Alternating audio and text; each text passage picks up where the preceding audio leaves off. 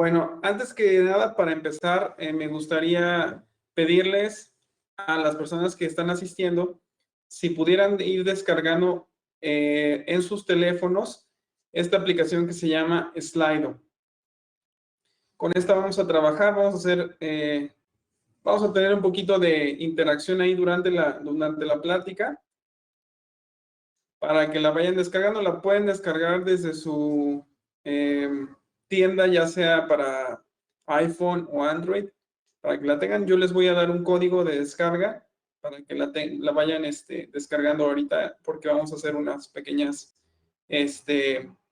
una pequeña encuesta. Bueno, antes que nada, antes de iniciar, siempre me gusta como mencionar a la gente a la que vamos a revisar durante la charla. Él es Rod Tatarin, él es profesor en la Universidad de Loma Linda. Aquí es muy importante, él durante la charla nos enseña mucho acerca de patología de seno maxilar, qué es lo que podemos encontrar.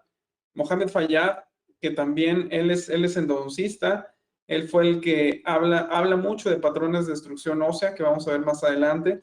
El doctor Bruno Acevedo, que es radiólogo oral, al igual que el doctor Enrique González, que por cierto es muy buen amigo. Ambos son muy buenos amigos. Y bueno, tengo la fortuna de conocerlo en persona y ya estar ahí por ahí comiendo con él cada vez que voy a Ciudad de México, ¿no? Y bueno, para empezar quisiera hablar un poquito acerca de la limitante que tienen las imágenes 2D, como por ejemplo, vean esta imagen que tenemos aquí.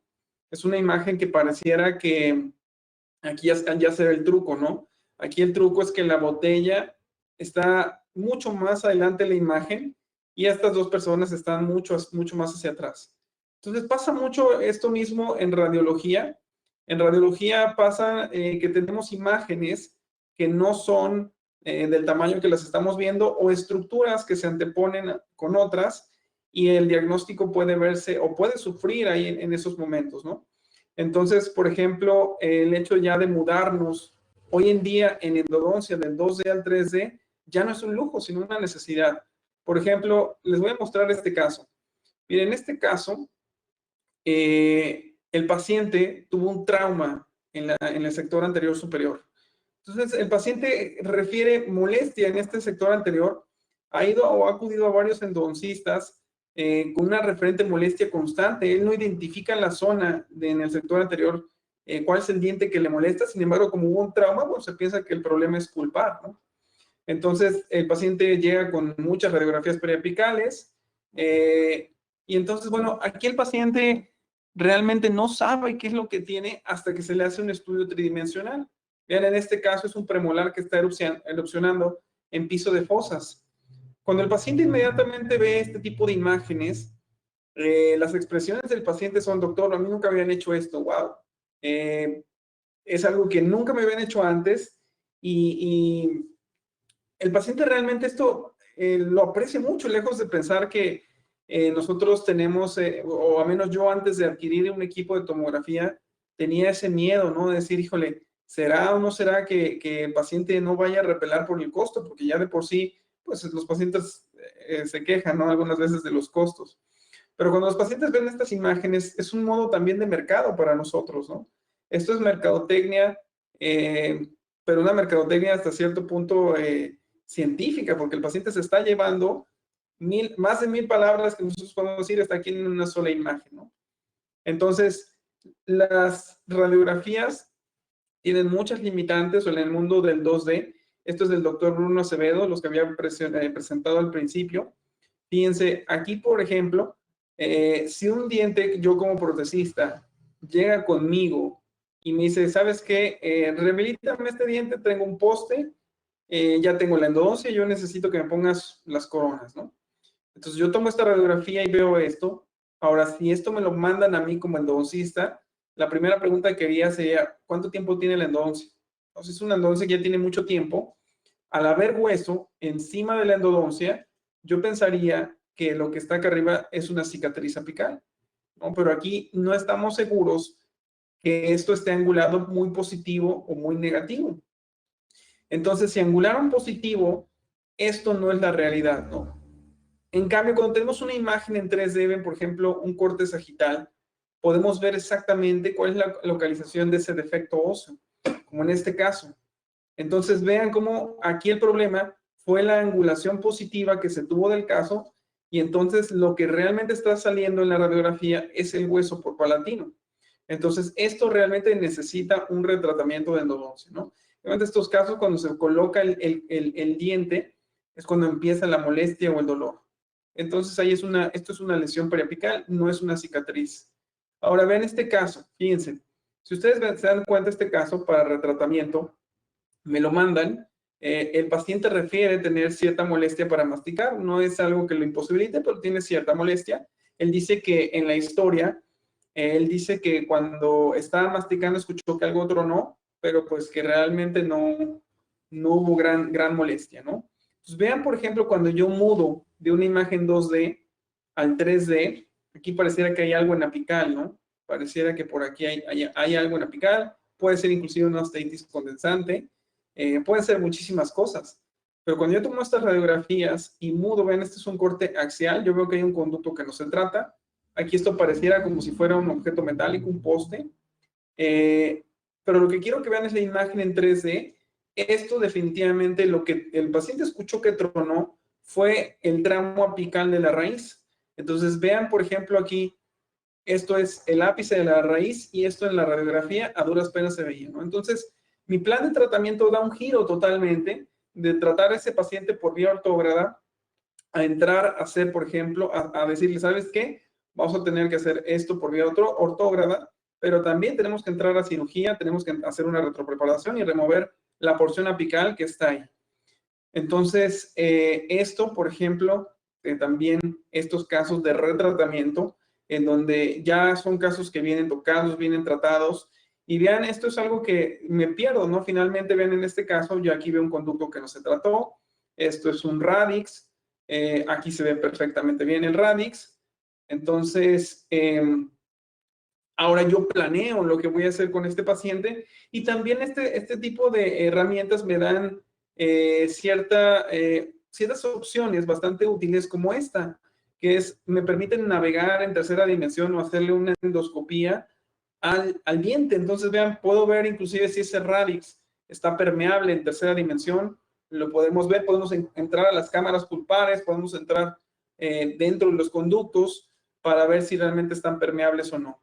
Vean, este es el caso, una vez que ya entramos, muy parecido a lo que estamos viendo en la tercera dimensión. Este es el caso obturado y este es el caso finalizado, ¿no?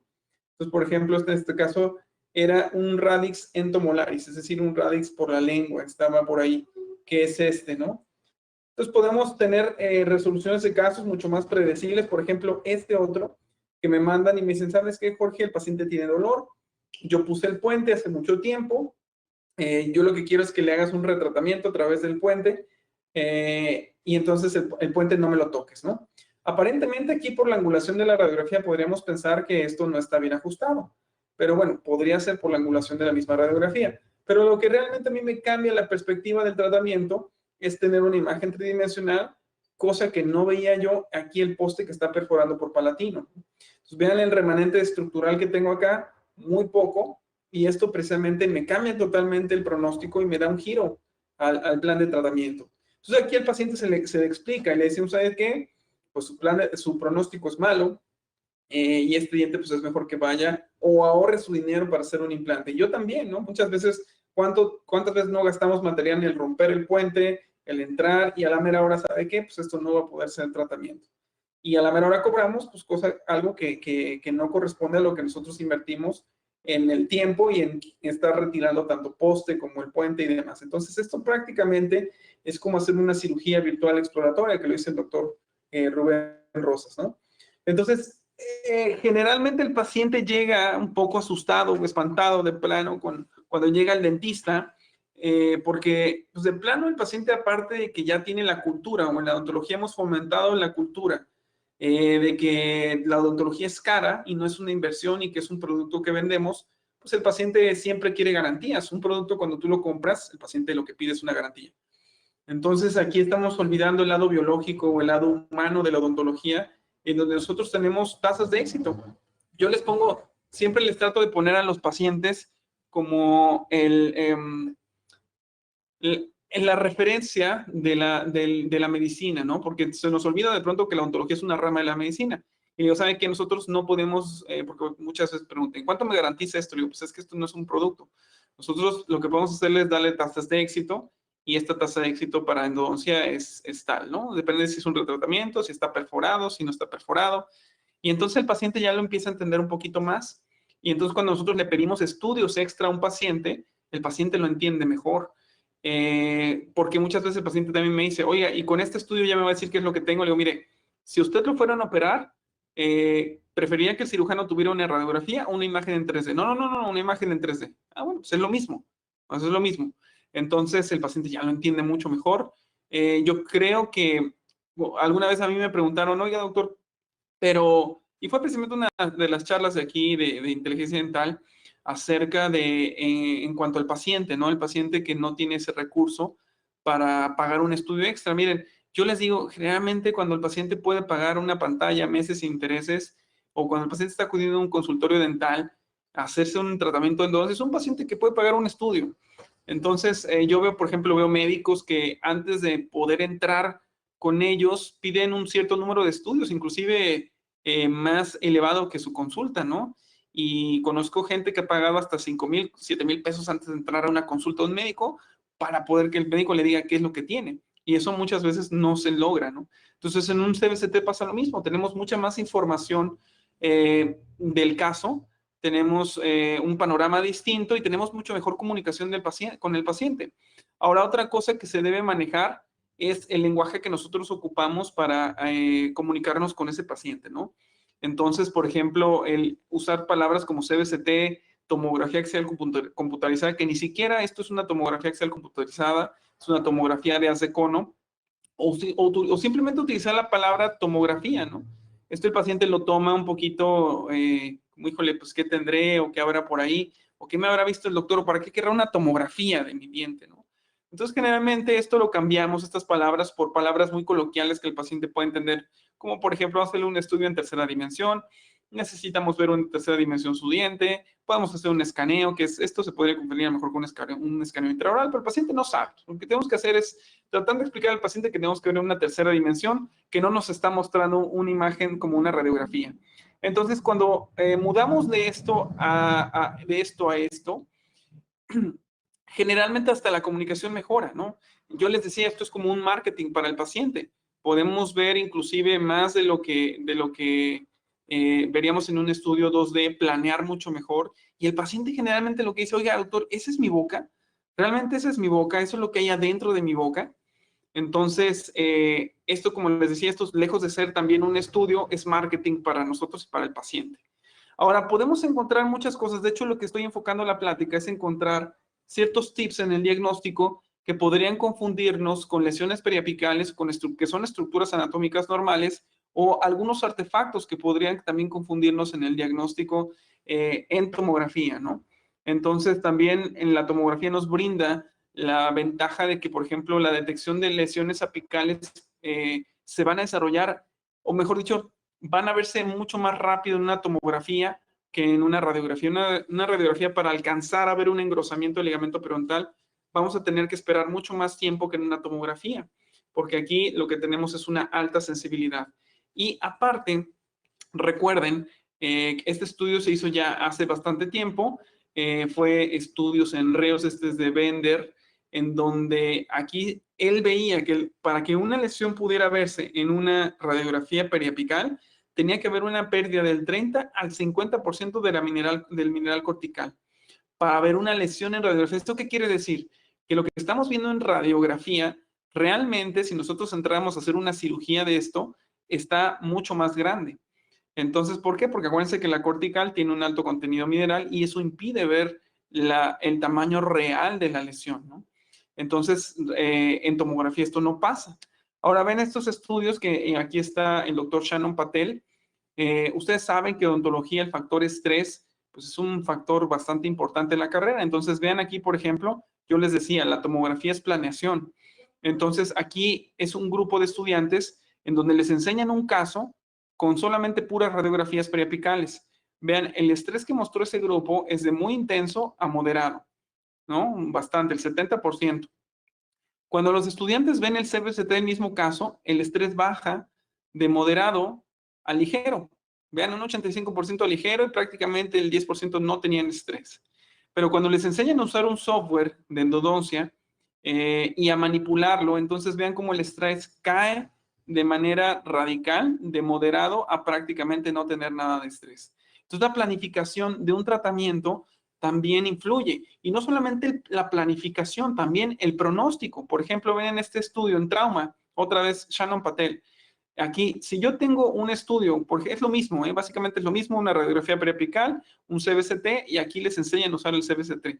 Pero aquí la diferencia de este estudio es que el paciente, o mejor dicho, no el paciente, sino el clínico, se siente muy seguro de su plan de tratamiento cuando ve un estudio en tercera dimensión. Entonces, eso también mejora el pronóstico de los casos. Por eso yo les decía, al dar un giro al diagnóstico y dar un giro, por ende, al plan de tratamiento. Y entonces el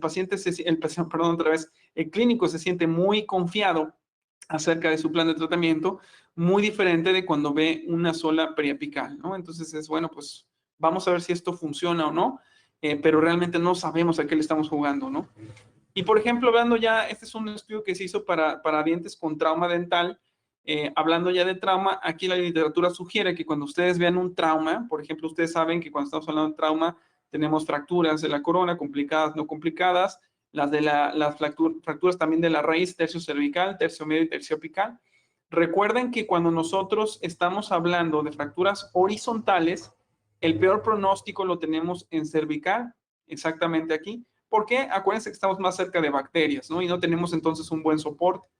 De ahí, entre más va subiendo la línea de fractura, tenemos mejor pronóstico, de tal manera que tercio medio es mucho mejor pronóstico y tercio apical ni se diga, ¿no?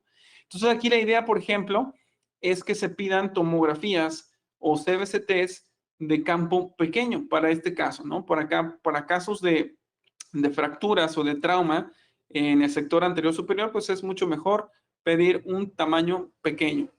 Ahora, recuerden que en cuanto a radiación, la radiación ya es totalmente un mito en la tomografía.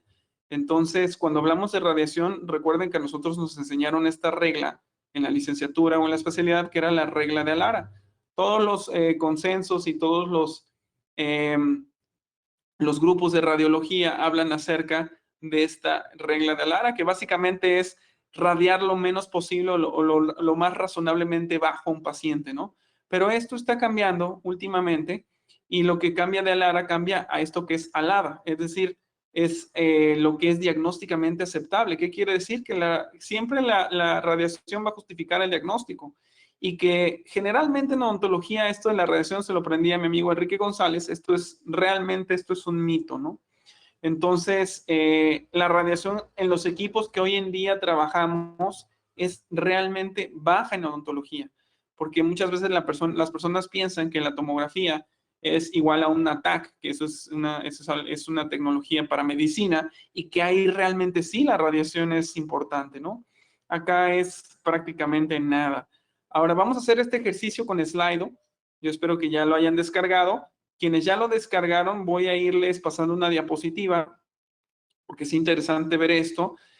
Van a poner su celular en el código QR o bien van a ingresar este código en letras mayúsculas que dice OP300.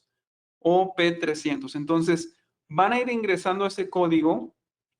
Vamos a hacer un cambio aquí un poquito en las diapositivas. Vamos a cambiar la ventana ahorita para que podamos entrar al pool de Slido. Y quiero que vean aquí más o menos cómo es que está la cosa. Vamos a activarlo mientras están ustedes haciendo están entrando. Entonces, aquí la primera imagen que les voy a lanzar. Fíjense. Ahí va. La primera imagen que les voy a lanzar es esta. Esta es la imagen. Quiero que vean muy bien la imagen. Es esta. Es una radiografía. Ahora, quiero que vean muy bien la imagen. ¿A qué nivel está la fractura? Con esa fractura, yo sé que a lo mejor ustedes ya están pensando, ¿qué es lo que puedo hacer ahí? ¿Cuál es mi pronóstico en esta imagen? ¿Es un pronóstico reservado? ¿Es un pronóstico bueno? ¿Es un pronóstico malo? ¿Qué es lo que ustedes están viendo ahí? Ahora mismo les voy a activar el pool y en el pool ustedes van a decir si es buen pronóstico, mal pronóstico. Ahí les va. Vamos a cambiarlo. Ahora sí. Vamos a activar el primero, que es este. Entonces, si no han ingresado, pueden ingresar. Ahí está. Es un pronóstico reservado. Pronóstico reservado, pronóstico favorable. Recuerden que la fractura en la radiografía es en tercio medio. Entonces, por ahí ya hay pronósticos malos. Entonces, vean cómo es interesante ver la manera en cómo está funcionando esto de la tomografía. Entonces, bueno, vamos a darle una captura aquí al pool.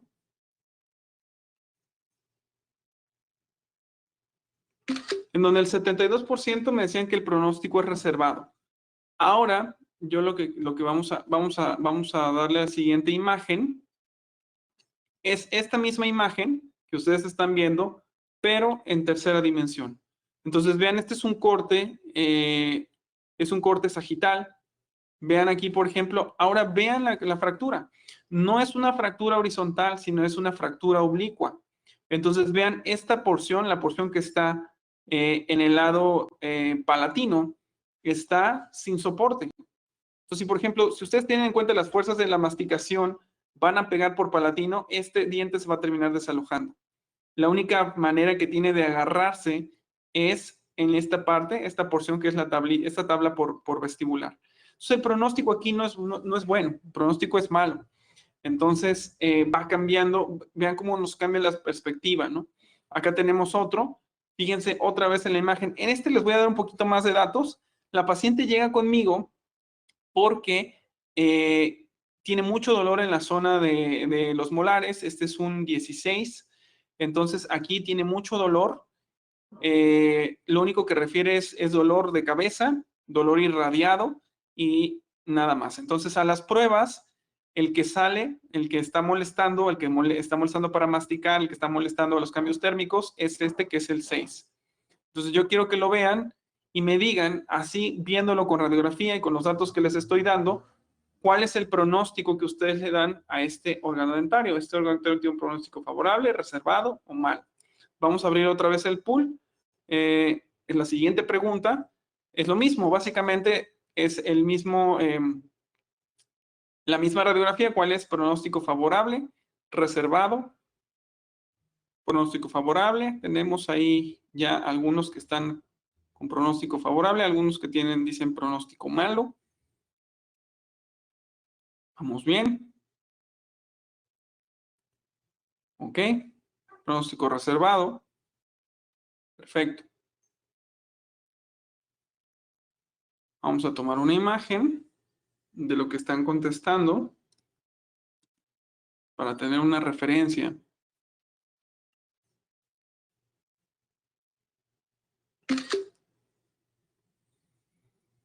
Ok, les voy a volver a poner la imagen.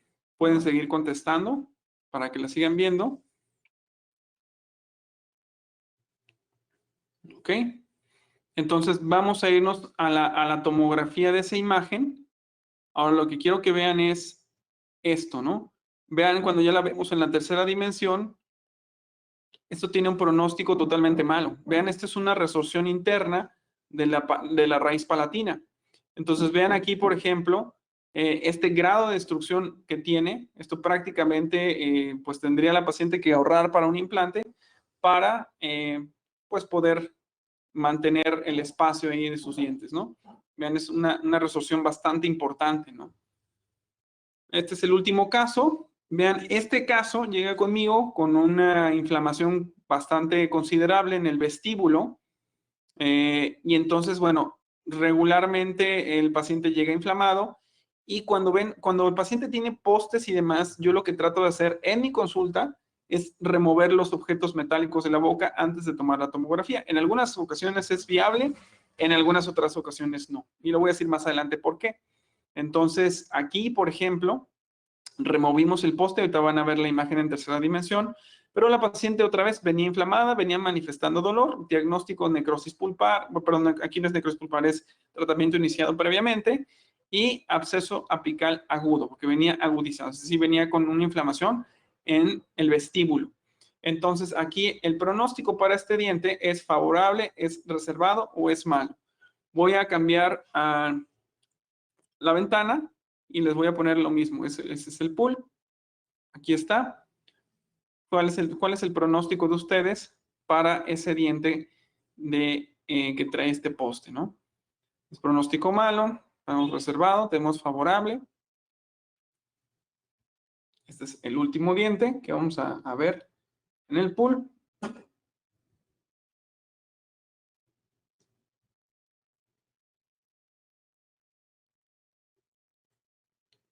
Ok, perfecto. Vamos a ver, pronóstico. Ya les gustó poner malo porque vieron que todos los que puse tienen pronóstico malo, ¿verdad? Pero vamos a ver si sí o si no. Ok, bueno, entonces, vean, les voy a mostrar la imagen en tercera dimensión. Exactamente, el pronóstico es malo. Vean, aquí, por ejemplo, por palatino, les estoy mostrando casos que yo regularmente en otras ocasiones haría de manera rutinaria, ¿no? Le diría, ¿sabes qué? Pues vamos a hacer la dosis y vamos a ver qué pasa.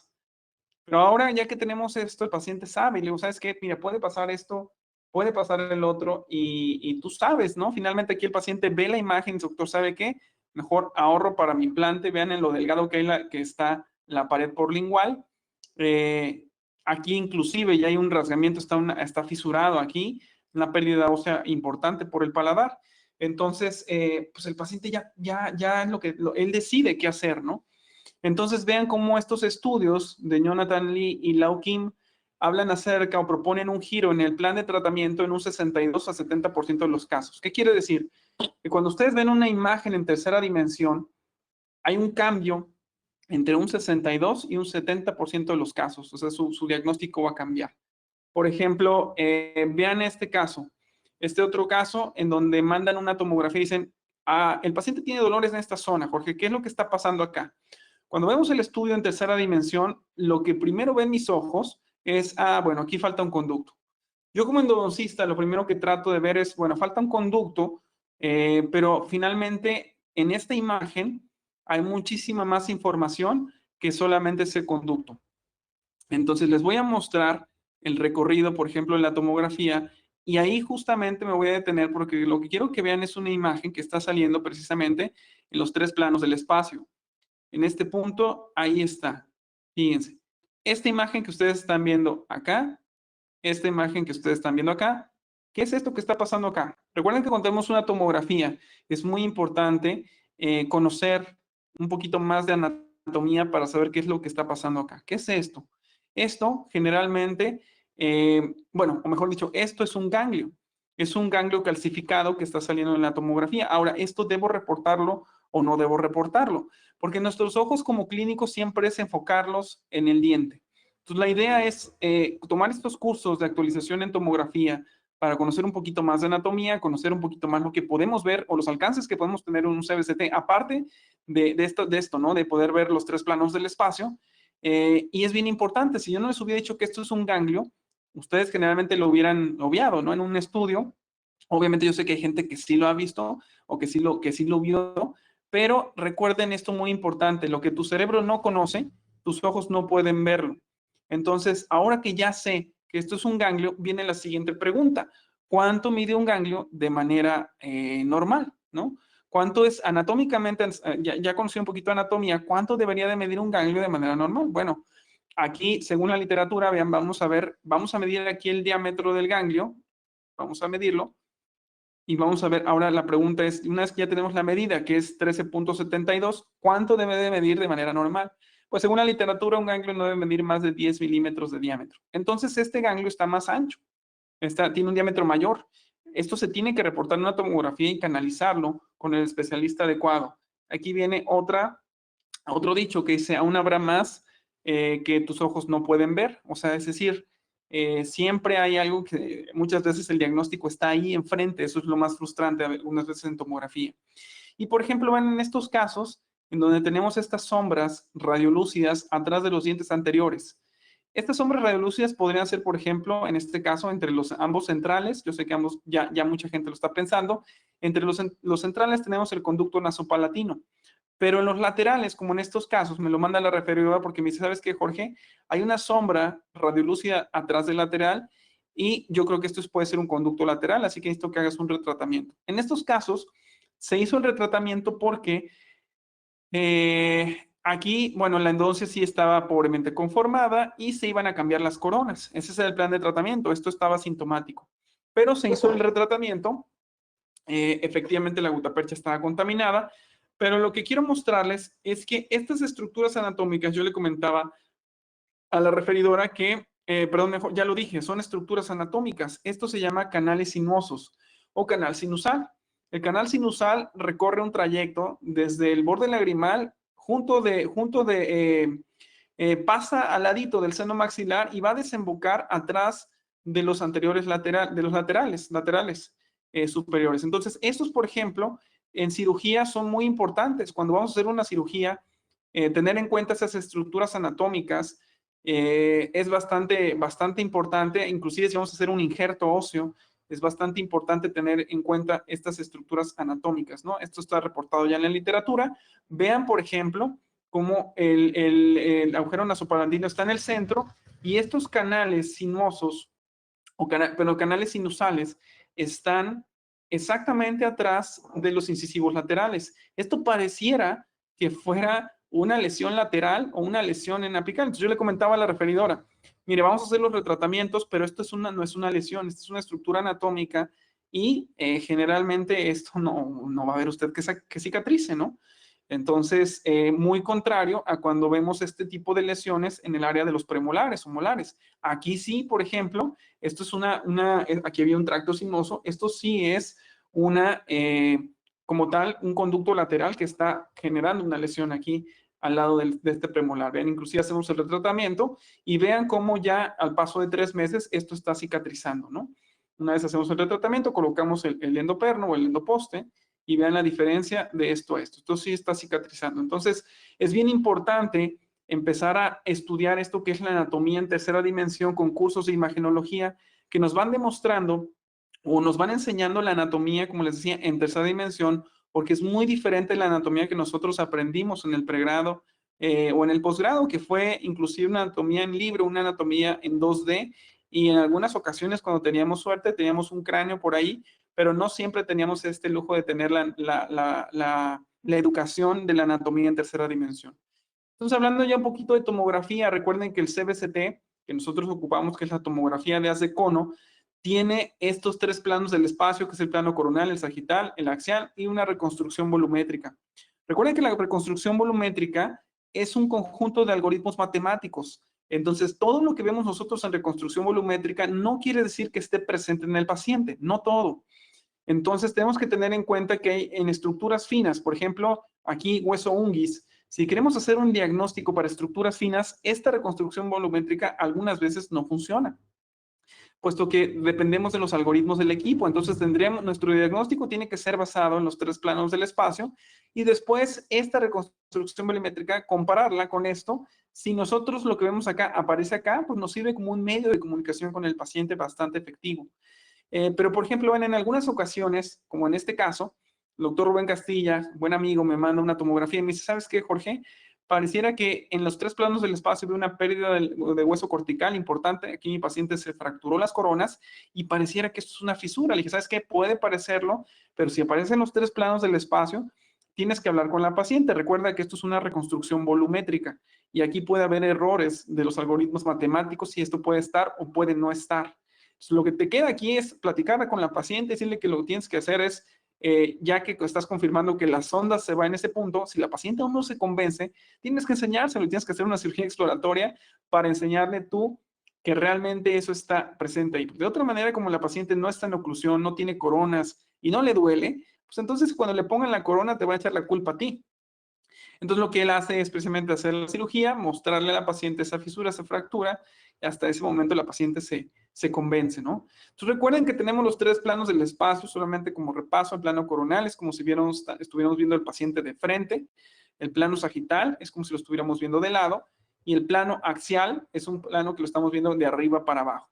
Y recuerden que también tenemos estudios en tercera dimensión, que son estudios de campo pequeño. En este caso, este equipo que yo les voy a mostrar ahorita, que es el que tengo en el consultorio, nos muestra tomografías de un campo de 5x5, que es un campo específico para nosotros en endodoncia, o que nos funciona mucho todos estos campos pequeños en endodoncia, puesto que tienen buena resolución espacial. Y ahorita voy a hablar acerca de la resolución espacial. Recuerden que también en tomografía el lenguaje es diferente. Acuérdense que aquí no tenemos el lenguaje de radiolúcido, radiopago. Aquí tenemos áreas hipodensas, tenemos áreas isodensas. Generalmente las áreas hipodensas son áreas neumatizadas. Las áreas isodensas son todos esos tejidos, por ejemplo, tejidos blandos, sangre, mucosa. Esto es isodenso. Y todo lo que es hiperdenso, pues tenemos tejido duro, ¿no? Todo lo que contiene mineral, como hueso, diente. Entonces, todos estos tejidos son tejidos hiperdensos. Entonces, el lenguaje ya cambia y el equipo que tenemos aquí en nuestro consultorio es el OP3D Pro. Estos son los equipos que maneja la línea de Kabuker. El que nosotros tenemos es el OP3D Pro.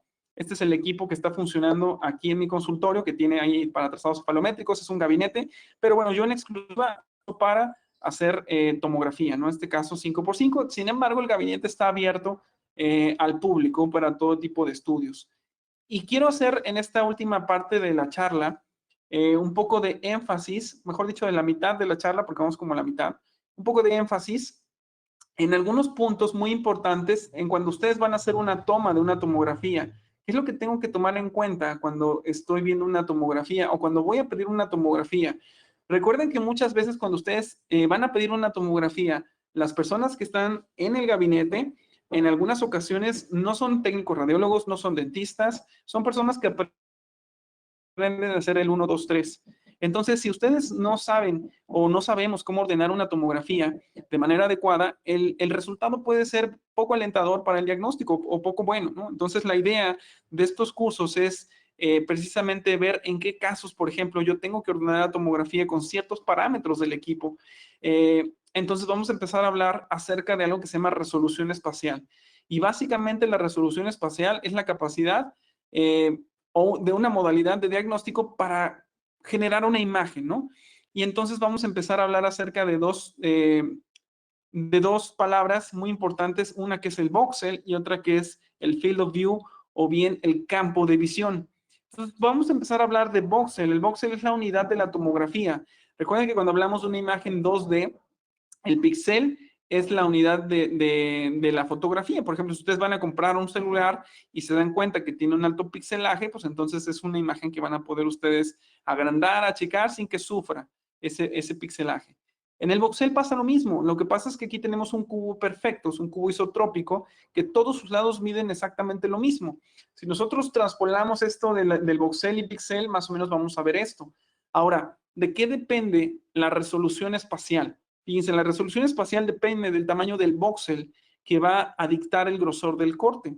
Entonces aquí, por ejemplo, si yo tengo un voxel muy pequeño, el grosor del corte va a ser pequeño. ¿Qué quiere decir? Que un diente lo voy a cortar en 15 rebanadas, ¿no? Y esas 15 rebanadas voy a poder ver exactamente esos detalles anatómicos. Pero si mando una tomografía o un estudio con un voxel grande, entre esos cortes voy a perder mucha información. Y ya ni se diga si mando una tomografía en un voxel bastante grande, en un campo grande, entonces voy a perder mucha información aquí entre los cortes. Entonces, hablando de resolución espacial, tenemos que tener en cuenta la sensibilidad del receptor, es decir, el tamaño del voxel. En este caso, este equipo tiene 5 campos o 5 volúmenes. El más grande es el de 13x15.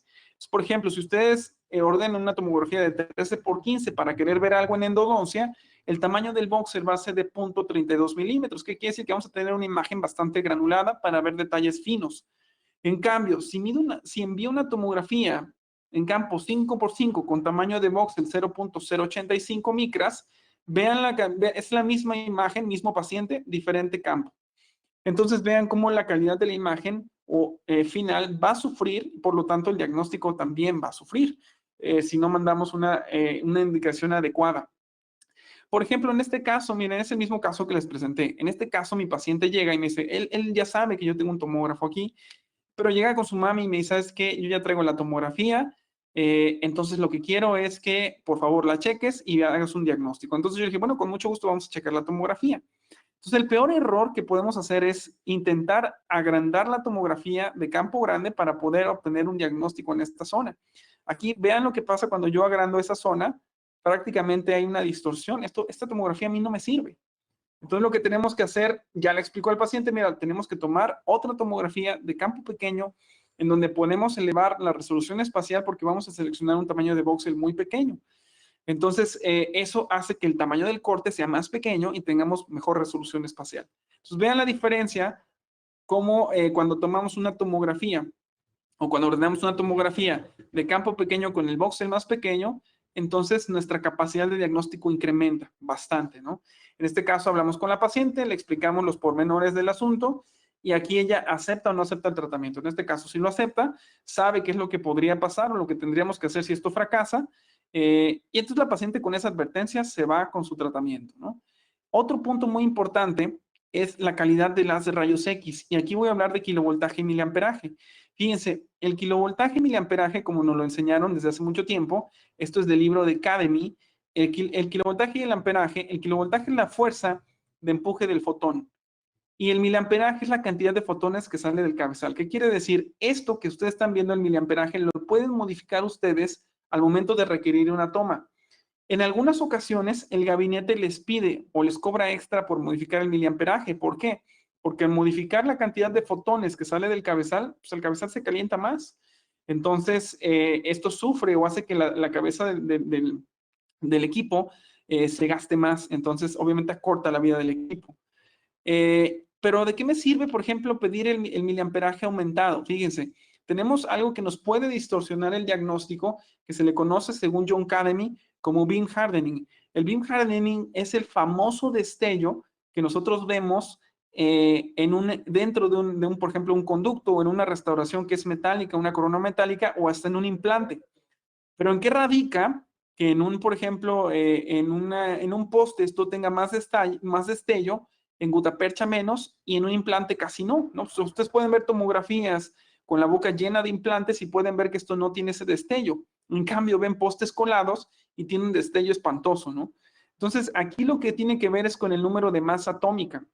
Fíjense, por ejemplo, el calcio tiene una masa atómica muy baja, por eso el calcio no destella, se ve bastante bien una imagen, por ejemplo, cuando vemos hueso, cuando vemos algún tipo de material para hacer regeneración ósea, pero ¿qué pasa cuando vemos objetos que tienen un peso molecular muy alto? Pues tenemos mucho más destello y algunas veces los algoritmos del equipo es imposible, casi imposible silenciar esos destellos porque tienen pacientes con la boca llena de metales, ¿no?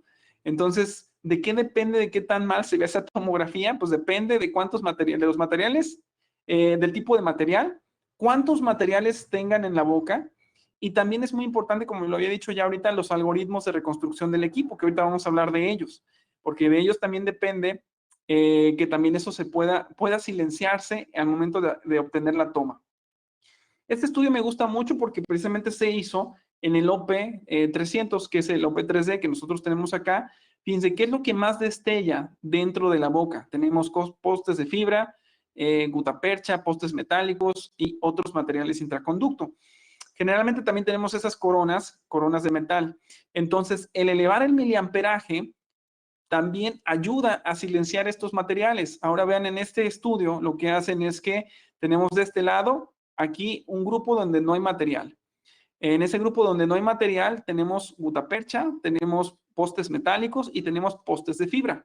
Acá tenemos otro grupo. En este grupo crean fisuras en los dientes. Fíjense, es un diente con fisuras. Y tienen también de este lado, no hay material, gutapercha, postes de fibra, postes metálicos y postes de fibra. Y todos los toman a diferentes miliamperajes. Para no hacerlo muy largo, si ustedes se dan cuenta, el poste metálico prácticamente se ve igual a todos los miliamperajes, es decir, es el peor o lo peor que podemos tener dentro de un conducto para causar este beam hardening o este artefacto dentro del conducto. Entonces, inclusive aunque yo eleve el miliamperaje, si yo tengo una fisura, prácticamente va a ser imposible poder diagnosticarla, una fractura, con una tomografía. Aquí lo que tenemos que ver son patrones de destrucción ósea. Que los voy a mencionar más adelante, no todos, pero vamos a hablar un poquito acerca de eso. Y vean el grupo, por ejemplo, de la gutapercha, ¿no? Este grupo donde hay fisuras, el grupo de la gutapercha, a partir de 8 miliamperajes ya se alcanza a ver la línea de fisura. De 8 miliamperes para arriba ya no hay una diferencia. Si ustedes se dan cuenta, el mejor que se ve es 8 miliamperes, curiosamente en este estudio. Entonces, ¿a qué me llevan estas conclusiones? Las conclusiones del estudio dicen que el diagnóstico no va a ser mejor arriba de 8 miliamperes. Es decir, su estudio deberán pedirlo cuando hay material dentro del conducto a un miliamperaje de 8. Lo ideal sería retirar el material antes de hacer el CBCT. Y aquí, según este estudio, lo que mejor pueden hacer es elevar el miliamperaje a 8. Pedirle al gabinete favor de subir el miliamperaje a 8. Y también, en este caso, en este equipo, hay que solicitar activar una herramienta que se llama herramienta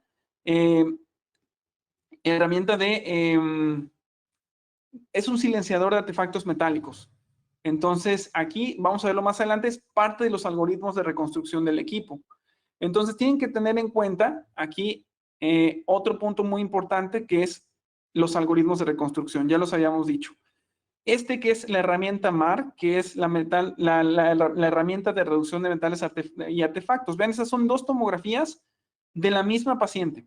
Es exactamente, esto es cuando estamos empezando a tomar tomografías. Vean, por ejemplo, la del lado izquierdo. Esto prácticamente en el diagnóstico a mí en endodoncia no me funciona. Cuando yo elevo el miliamperaje y activo la herramienta MAR, vean qué bien se ve, por ejemplo, la imagen de la derecha, los canales, se ve la gutapercha, sí se ve cierto beam hardening, pero tenemos una capacidad diagnóstica bastante importante.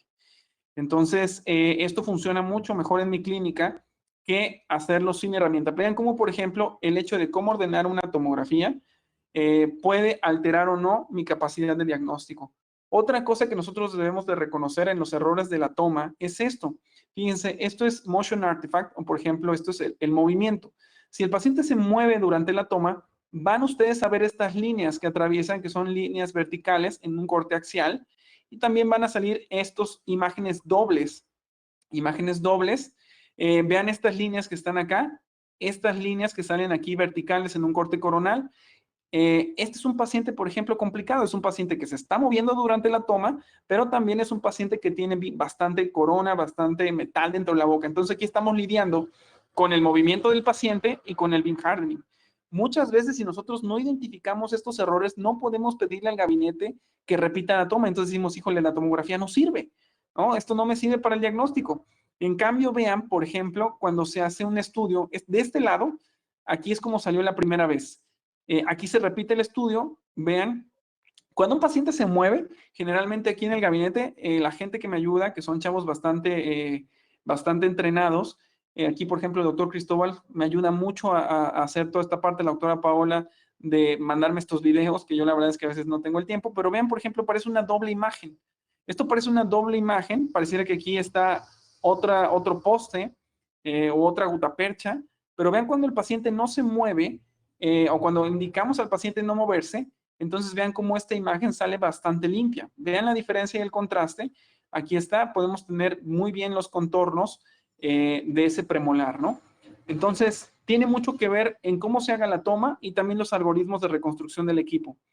El software, tenemos que aprender o tener en mente el tomar cursos para aprender diferentes softwares. Estos softwares pueden ser, hay muchísimos en el mercado, en Blue Sky, que está gratis para Mac, está On Demand, que es el que a mí más me gusta, porque para mí es de los softwares que más te da libertad de hacer cosas sin un cobro necesario, ¿no? Y en el caso, bueno, de que a ustedes no les gustara el software que les manda el gabinete, tienen que irse a los archivos, que son los archivos DICOM, que son como las imágenes crudas, e introducirlos en el software que a ustedes les guste o el software que ustedes tengan ya en su computadora. Yo les voy a decir un punto particular de vista que he visto cuando ustedes sacan o migran la imagen de un software a otro. Ese es mi punto personal de vista. es que la imagen sufre. Entonces, por ejemplo, me ha tocado ver imágenes que sacan del software de On Demand y lo meten a Blue Sky y la imagen se descompone. Claro, no es algo drástico, pero sí no se ve igual de bonito que cuando lo metes en On Demand, ¿no? Que es el software como con el que sale la tomografía. Entonces, ahí puede sufrir un poquito en cuanto a la resolución espacial. Y por último, el Delivery Way, que es el medio de entrega, también tiene mucho que ver en dónde vean su tomografía. Si la están viendo en una pantalla 4K, en una 5K, o estas 5K que son las pantallas de las Mac, que son pantallas de retina de Mac. Entonces, también tiene mucho que ver en dónde ustedes estén viendo la tomografía, es también la capacidad diagnóstica que van a tener, ¿no?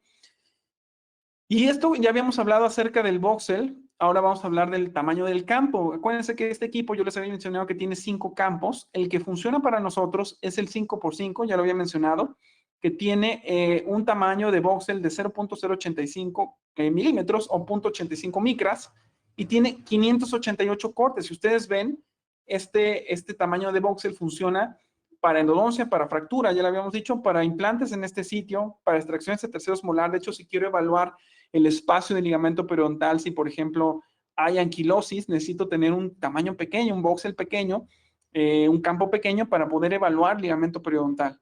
Casos en periodoncia también de sitios muy específicos, funciona bastante bien. Vean la resolución de esta tomografía. Es una tomografía con una bastante buena resolución espacial. Tenemos imágenes bastante nítidas. Esta es la que generalmente yo ocupo en endodoncia, que es la 5x5. Aquí son los valores normales del equipo. Aquí no se eleva el miliamperaje, puesto que el paciente no tiene ningún tipo de restauración, ¿no? En boca.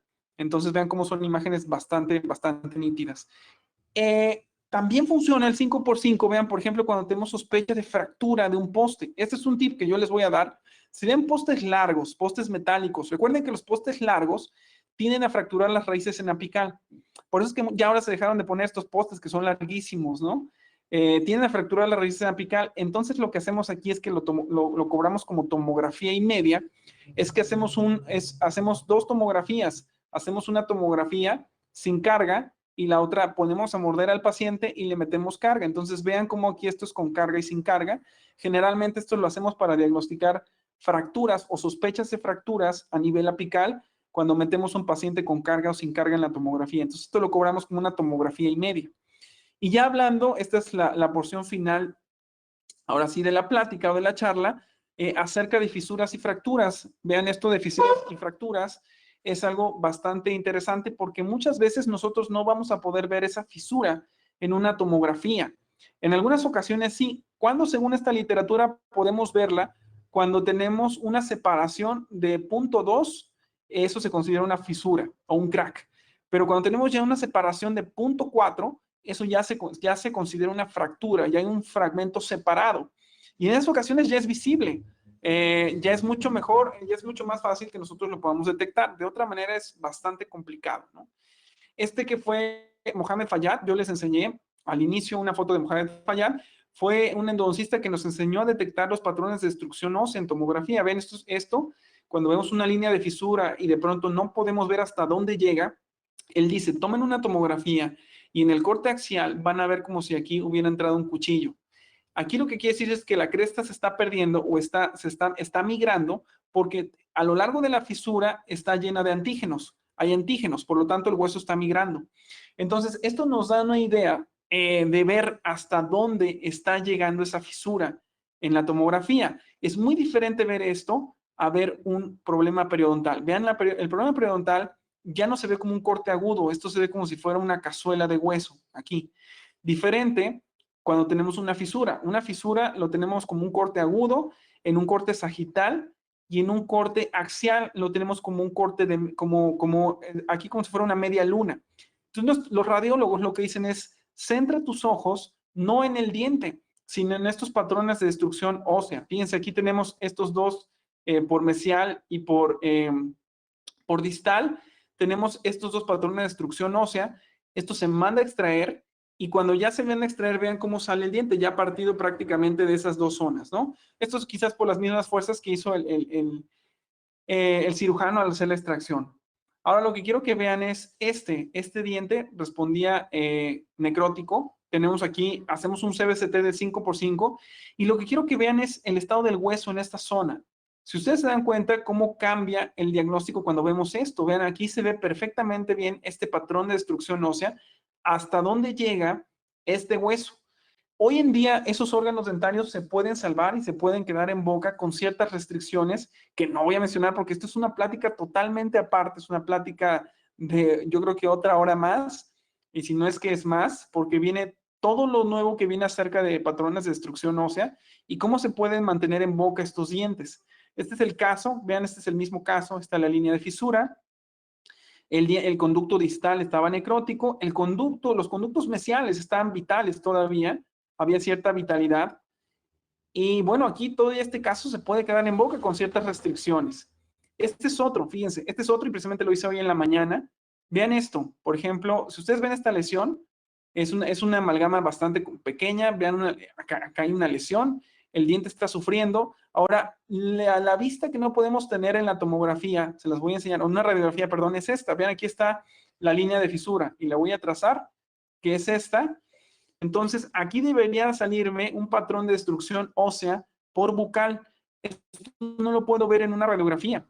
Ahora vean en una tomografía, cuando ya estoy viendo el corte axial, vean cómo ahí está perfectamente bien la pérdida ósea que hay por vestibular. Si yo lo cambio esto, alineo los ejes y lo pongo en un corte coronal, vean cómo aquí está precisamente la pérdida ósea por coronal, por vestibular, perdón. Entonces, esta imagen jamás la pudo haber tenido una radiografía. Esto le habla un poquito más al paciente del pronóstico y cómo voy a terminar yo ese caso o hasta dónde voy a llegar con mi obturación en ese caso, porque eso también es mucho de cómo se tratan estos casos, ¿no? Entonces, la tomografía aquí es imprescindible para poder decir hasta dónde va a llegar mi obturación, de qué manera voy a obturar, que como les decía, este es un tema bastante extenso que ahorita no daría tiempo. Esto es totalmente es una hora, ¿no? Este es otro, miren. Este es otro, es una lesión lateral. Recuerden que siempre que vean tractos sinuosos muy cerca de cervical, esto es una mal indicio. En este caso sí va a ser la apicectomía del órgano dentario 21 y hacemos la tomografía de esta zona de 5x5. Lo que quiero que vean es una lesión en un corte axial de media luna, ¿bien? Una lesión axial de un corte de media luna. Ahí nos vamos al corte sagital. En el corte sagital tenemos lo mismo. Tenemos esta lesión como en forma de cuchillo. Y lo que quiero que vean es a la hora de hacer el colgajo, vean esto. Aquí está la línea de fisura acompañando al defecto óseo, ¿no? Este diente obviamente se tenía que extraer. Podemos hacer también planeación en tomografía. Recuerden que tenemos una relación 1 a 1. Entonces, por ejemplo, en estos casos, yo llevo con el mismo instrumento, vean, tomo mediciones. Por ejemplo, en este caso voy a entrar solamente a la raíz distal a hacer el retratamiento. Paciente, aquí acaban de ponerle una corona, el referido es muy amigo mío, me dice, por favor, no quites la corona, solamente perfórala y haz el retratamiento. Entonces, en este caso nos fuimos todavía más conservadores, hacemos una medición de cuánto tiene que entrar la fresa y a dónde tiene que entrar la fresa exactamente. Lo mismo lo transportamos a la corona, ponemos o inclinamos la fresa y entramos exactamente en el canal que tenemos que hacer el retratamiento.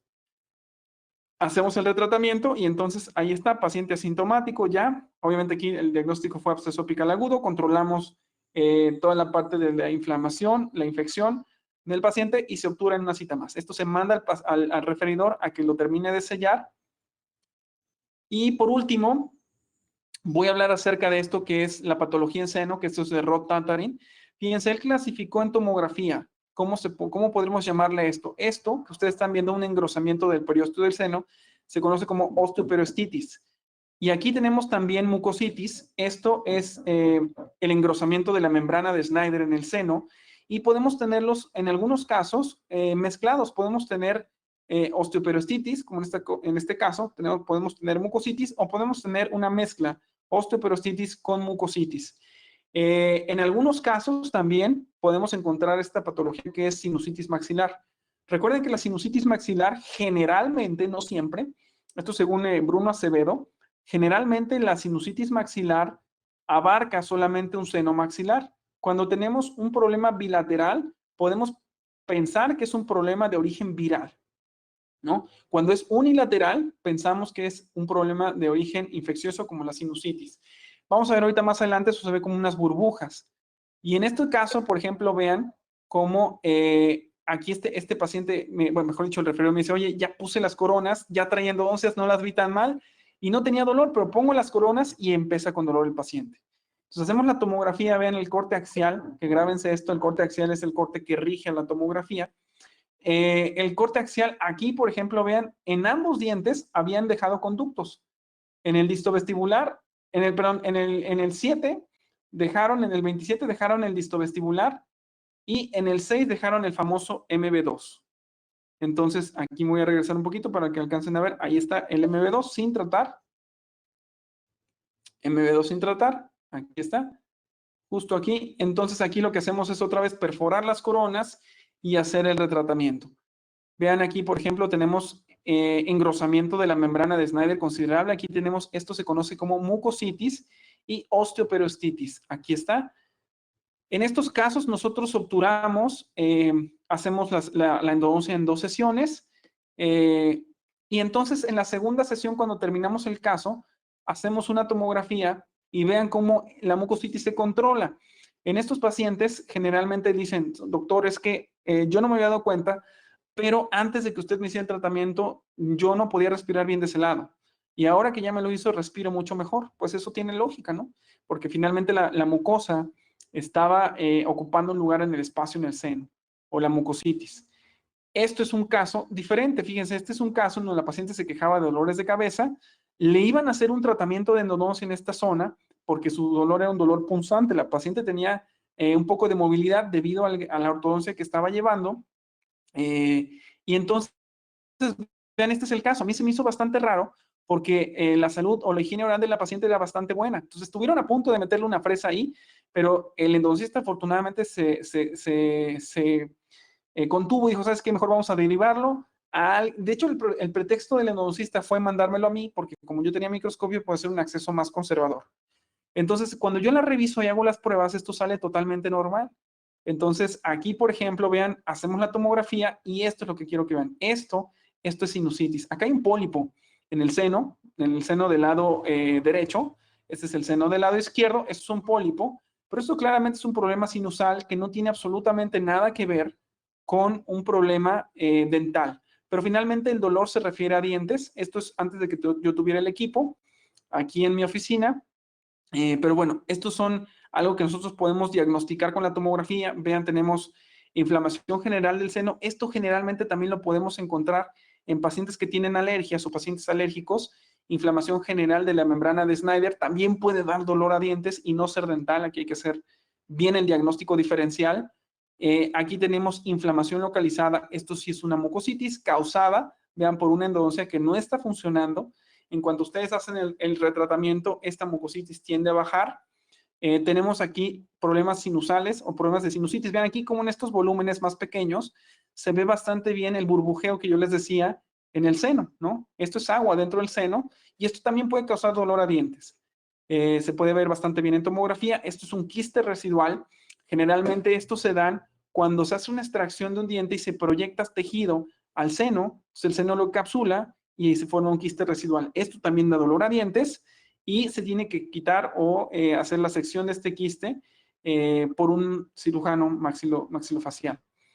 Y por último, el grupo ahora sí de Mike Bueno, Carlos Estrella y Bruno Acevedo están haciendo esto que es prácticamente una maravilla para la tomografía, que están en su software que se llama eVol DX. Lo que están haciendo es digamos, como tunear la tomografía o remasterizarla. No es para todos los equipos hasta ahora donde yo sé. Este software funciona bastante bien con algunos equipos. Es decir, si ustedes mandan su tomografía con ellos, lo que yo tengo entendido es que hacen es que ustedes pueden subir su tomografía a un servidor. Ellos la toman, digamos, la remasterizan. Vean, por ejemplo, aquí como se puede ver un conducto lateral y la dejan como si fuera en alta definición, ¿no? No sirve, como les decía, algunos tomógrafos, hasta donde yo tengo idea o sé, no ven una diferencia significativa al hacer esto. Esto se les cobra aproximadamente 500 pesos. Entonces ustedes los suben, les remasterizan la tomografía y se las regresan a su correo. Pero como les decía, Esto funciona para ver, por ejemplo, diagnóstico de fisuras, fracturas, pero muchas veces nos ayudan mucho más los patrones de destrucción ósea porque platicando por ahí con amigos, dicen que, bueno, esto no es algo que todavía se haya desarrollado al 100% y que no ven alguna diferencia en algunos equipos, en especial de tomografía, ¿no? Y también la ventaja de este software es que pueden ya tener una tomografía a color. Una tomografía a color que ya pueden pintar la tomografía y podemos ver todas las estructuras a color. Entonces, bueno, pasamos un poquito 5 minutos, pero les quiero dejar este mensaje para casa acerca de lo que vimos, estuvimos hablando. Acuérdense que hay que reconocer las desventajas de una imagen 2D. La radiación siempre está justificada para el diagnóstico del paciente, en este caso en dentales, nada prácticamente. La tomografía da un giro a los planes de tratamiento en un 70% de los casos. La atenuación, acuérdense de esto que se llama beam hardening, depende del número de la masa atómica del material intraconducto. Eso es muy importante. Hay que ordenarla con la herramienta o activar la herramienta que se llama MAR. ¿Para qué? Acuérdense que es muy importante que desde que nosotros efectuamos nuestra tomografía o nuestra orden, la imagen puede sufrir si no ordenamos bien la tomografía, ¿no? Me quiero despedir con esta frase, con esta imagen. Recuerden que ahora el CBCT ya no solamente lo estamos ocupando en odoncistas, lo ocupan en todas las áreas de la odontología. Yo creo que ya somos parte de un grupo bastante amplio de otras especialidades, periodoncia, ortodoncia, ni se diga, que está ocupando la tomografía. Y bueno, les dejo aquí mis redes sociales, las redes sociales del gabinete. Aquí en estas redes sociales, nosotros publicamos algunos reels, algunos videos de cómo hacer, por ejemplo, segmentaciones, cosas que aprendimos también por ahí con el doctor Enrique González y algunas otras que estamos aprendiendo también nosotros. Entonces, las subimos ahí en nuestras redes sociales para que nos sigan. Y bueno, pues no me queda más que agradecer a todos los que estuvieron conectados, a Siempre Inteligencia Dental por darnos este espacio. Y bueno, hacerles a todos una feliz Navidad y nos vamos a ver, yo creo que en este 2022 o nos vamos a topar en muchos lugares que vamos a estar por ahí visitando. No sé si tengan algunas preguntas acerca del tema, pues con mucho gusto se las estamos contestando.